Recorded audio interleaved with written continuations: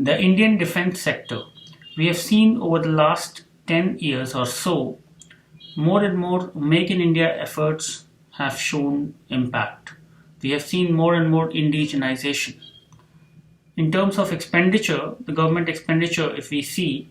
then if the overall what we spend in the defense is near about $18 billion, let's say, annually, and out of which in the recent year around $12 billion in the domestic production, 12 plus billion dollars, and the remaining $6.5 billion for import. But if we see the kind of growth rate in terms of the domestic production, that will show the inroads of indigenization. 10 years ago, it started off, and the domestic production has gone, in terms of spending, domestic spending in the defense, has gone at a rate of 7%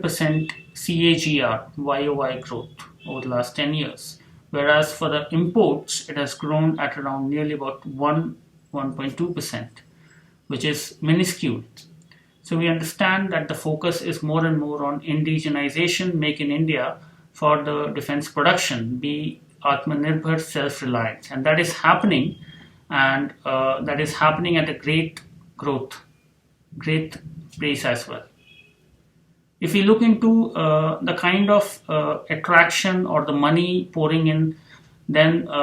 private investment is being attracted, private players are being attracted in the defense sector by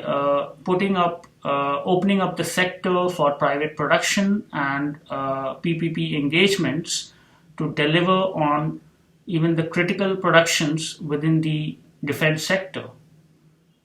Thoughts are in the production of submarine, fighter aircraft, and others, helicopters and others. So SPV mechanisms, PPP mechanisms are being done, and success is being seen, and private players are performing and delivering, and we are seeing more and more investments from the private players, and it is expected that in the next coming decade it will be more and more private production, because now if we see the current share of private production, it's near about 20 to 30% of the total defense production within the country, and in the exports, if we see, the share is more than 90%. So yes, in the coming decade, we can expect this 20 to 30% of this private share to grow and be beyond 90%.